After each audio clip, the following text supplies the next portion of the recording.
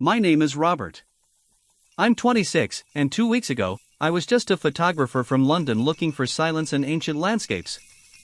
I thought I knew what real isolation felt like, hiking the forgotten trails around Cluj, deep in the rugged heart of the Carpathian Mountains. I came here for the legends, I ended up living them. And that is the difference. Legends are stories, but what happened to me was a physical, grotesque reality that tore a hole in the fabric of the world I thought I knew. It was 2:17 a.m. when it started, and not with a classic horror movie scream, but with the sound of pure, concentrated force. I was in my small, rented trapper's cabin, a sturdy but basic wooden structure nestled in a remote clearing, hours from the nearest road. The nearest human settlement was a forgotten monastery, a day's hike away. The sound was a loud, wet crunch followed by a sickening, thick tearing noise, like an industrial machine trying to rip wet leather. My heart didn't flutter, it seized. My mind, still sluggish from sleep, tried to rationalize, bear, maybe a very large wild boar. I dismissed the bear idea instantly. I've lived around wildlife. Bears don't sound like that. This sound was vicious, surgical, and impossibly strong. I grabbed my heavy-duty flashlight, a thick, aluminum tube, and the old, worn steel shovel I used to clear debris from the porch. The air that hit me when I cracked the door was instantly wrong. It was cold, yes, but heavy with the odor of pine mixed with something metallic, like stale, coagulated blood, and a foul, musky scent of wet, diseased dog fur. It was the smell of a butcher's shop mixed with a swamp. I scanned the tree line, every shadow seeming to pulse in the darkness. The crunching noise had stopped, replaced by a deep, hungry silence. The beam settled 50 feet out. It landed on what used to be a large male deer.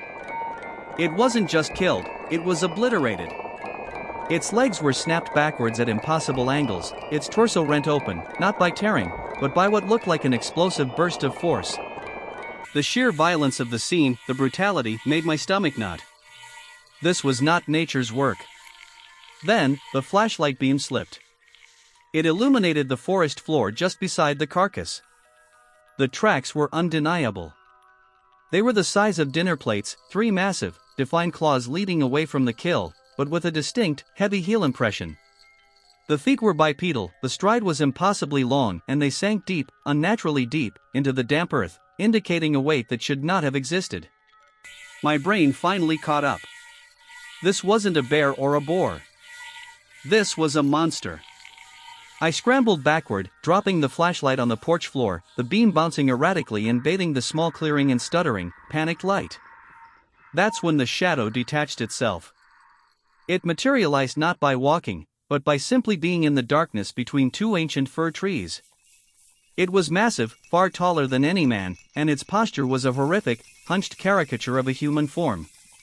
It was easily 7 feet tall, maybe more, and its bulk was staggering, a grotesque, knotty mountain of muscle and matted fur.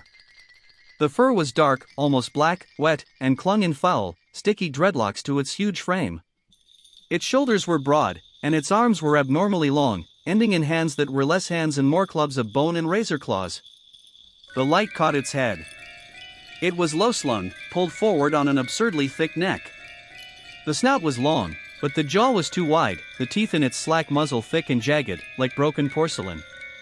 But the eyes, I will never forget the eyes. They were sunken, dull, and sickly orange, utterly void of any recognizable spark of intelligence, recognition, or soul. They were simply furnaces of raw, physical malice and agonizing hunger. It did not howl. It could not speak. It didn't make a sound except for a ragged, wet, colossal breathing sound, a choking, labored exhalation that promised only ruin. It was a sickness, a horrifying accident of flesh and bone, a thing that was simultaneously wolf, man, and something unspeakably worse. I froze on the threshold of my cabin door. My mind was screaming one word: run. The creature took one single step towards me. It was slow, cumbersome, but its weight hitting the earth was profound, shaking the wooden structure. I threw myself inside, slamming the heavy wooden door and desperately fumbling with the thick iron bolt. It slid home just as the monster hit the door. The impact was deafening, a sound like a small truck hitting concrete. The entire cabin lurched, dust rained down from the ceiling, and a loud, splintering crack erupted from the wood around the doorframe. The bolt held, but I knew it was only for a moment. I ran to the back room, kicking over a small table.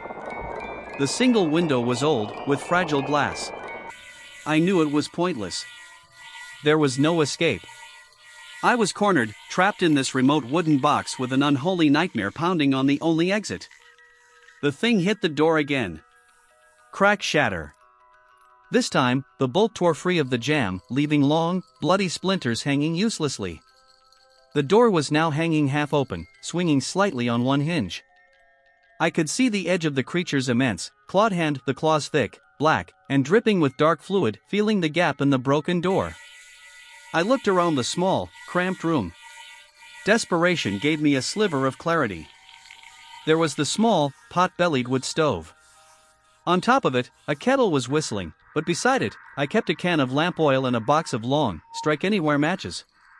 The creature's grotesque head shoved its way into the gap, its snout tearing at the wood, its sickly orange eyes scanning the dark room. The stench was overwhelming now, a physical assault on my senses. I had maybe 10 seconds. I grabbed the can of lamp oil. I didn't think, I acted. I uncapped the spout and hurled the entire can, not at the monster's head, but at its enormous, matted shoulder and chest. The oil splashed, soaking the wet fur. It recoiled slightly, making a harsh, guttural sound, not a roar, but a noise of confusion and irritation. This was my only chance. I fumbled with the matchbox, my hands shaking so violently I nearly dropped it. I finally pulled one out, struck it against the sole of my boot, and with a whispered prayer that felt both blasphemous and utterly necessary, I threw the tiny flame toward the oil-soaked beast. Boom! The flame caught instantly. Lamp oil ignites with terrifying speed, and the creature's upper body erupted in a sudden, shocking pillar of fire. The noise it made this time was unbearable, a sound of pure agony and animalistic rage that seemed to shake the very foundations of the mountain. It pulled its head back from the doorway, blindly flailing. It wasn't dead, not even close. The fire was painful, but the hide was thick. It staggered back, roaring its voiceless, terrible scream, and then it turned and bolted back into the dense, black woods. I heard the sound of its massive feet crashing through brush, getting fainter, until there was only the terrible, echoing silence and the crackling sound of the burning wood on the doorway. I sank to the floor, panting, the smell of burning oil and singed wet fur filling the small cabin. I was alive. For now. I didn't dare move for an hour. I watched the broken doorway, the small flames slowly dying down, leaving behind charred, blood-stained wood. The fight was over, but the terror was not. The creature was wounded, furious, and it knew where I was. As the pre-dawn grayness began to filter through the charred gap in the door, I made my move. I knew I couldn't wait for sunrise. I packed only what was essential: water, a compass, my flare gun, and a few granola bars. I took the heaviest thing I could find, the iron poker from the stove, as my last defense. I stepped over the ruin of the doorway and out onto the freezing, smoky porch. The tracks led away into the woods. They were deeper now, stained with black, oily fluid where the creature had staggered. I didn't go towards the road. The road was predictable. I went up. Up into the higher, rocky trails that only mountain goats and desperate men dare to climb. For 3 days, I traversed the upper ridges, cold, starving, and constantly listening. The nightmare became my new reality. The forest was no longer a place of beauty, it was a vast, hostile cathedral, and I was the sacrifice. The creature was hunting me, I knew it. Its trail of destruction, though often miles away, was a constant, terrifying signal: a broken fence, a dead sheep whose neck was snapped with surgical force, a large, splintered pine tree that had been gouged and shredded far too high for a normal beast. On the third night, I sheltered in the mouth of a narrow, shallow cave I found hidden behind a waterfall.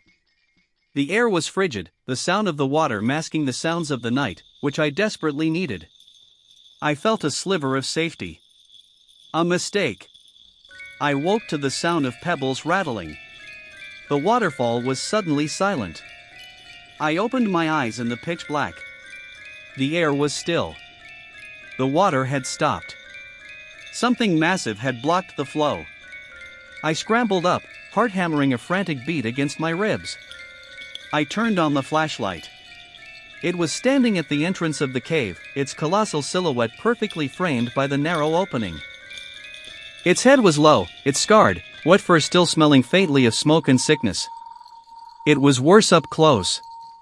Its skin, visible in patches, was gray and thick, covered in festering wounds from the oil fire.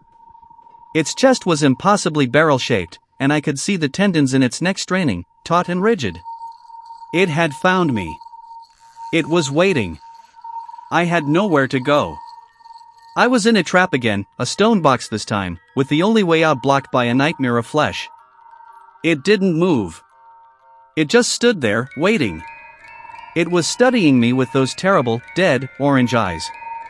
It wasn't just a beast, it was a patient, relentless predator. It understood the geography of the trap. I raised the iron poker, a ridiculous gesture against that bulk.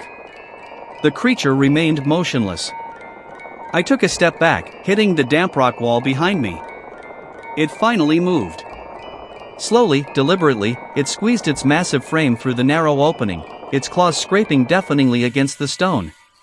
It wanted me to panic. I remembered the flare gun. I reached into my pack, pulled out the gun, loaded a flare, and pointed it not at its head that would only enrage it, but at the back of the cave, high above me. "Stay back!" I screamed, my voice raw and thin. The creature ignored the words, taking another, slow, heavy step.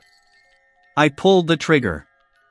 The flare fired with a loud pop and ricocheted off the back wall, exploding upward and out of the cave entrance, showering sparks and noise high into the night sky. The noise was terrifying, but the light was blinding. The creature instinctively shielded its eyes, which were sensitive to the sudden blast of white-hot light. It made that guttural noise of confused irritation again, its rhythm momentarily broken. This was my moment. As the light blinded it, I plunged. I didn't run towards the back of the cave, I dashed under its massive legs, scraping my back on its foul, matted fur. I burst out of the cave entrance and scrambled down the rocks toward the dried-up stream bed. The creature roared its voiceless rage and began to pursue, its tremendous bulk making the ground shake. I was faster on the downhill, fueled by adrenaline and sheer, paralyzing terror. I didn't look back. I just ran, leaping over mossy rocks and fallen logs, the sound of its impossibly heavy, desperate pursuit a relentless thunder behind me. I ran until my lungs were screaming and my legs gave out, collapsing onto the rough, stony ground of a wide, desolate ravine. I looked up. The creature was only 100 yards away, bounding down the hillside like a grotesque, dark boulder. It was going to catch me. I knew it. This was the end of the line. But as it reached the bottom of the ravine, it suddenly stopped. Its head snapped up, its scarred snout twitching violently. It wasn't looking at me. It was looking past me, into the black, unlit expanse of the ravine. A new sound reached my ears. A faint, distant sound that seemed to come from the very edges of the world. It was a single, long, mournful bell tolling. Then another. Then another, coming from the direction of the old, forgotten monastery. The monster shuddered. Its body tensed, and the light in its dead, orange eyes flickered, not with intelligence, but with an ancient, deeply ingrained fear. It turned its massive head from me to the sound of the bell, which kept tolling with a slow, hypnotic rhythm. It let out a final, choking exhalation of frustration and rage, a promise of retribution, and then, with a speed that defied its size, it bolted. Not towards me, but away, deep into the blackest, most inaccessible part of the ravine, disappearing into the darkness as completely as it had appeared on my porch days earlier. I lay there, utterly spent, staring at the spot where the thing had been, the icy mountain air slowly returning my body to the agony of exhaustion and cold. The bell continued to toll in the distance until the first, pale rays of dawn finally broke over the high peaks of the Carpathians, painting the world in a fragile, temporary light. I was alive, a shattered, wounded survivor in a world suddenly revealed to be far more monstrous than any legend. I didn't win, I simply survived because something else, some older, deeper fear, had claimed its attention. I hiked out that day, leaving everything behind, a man who knows, with cold, terrifying certainty, that the monsters are real.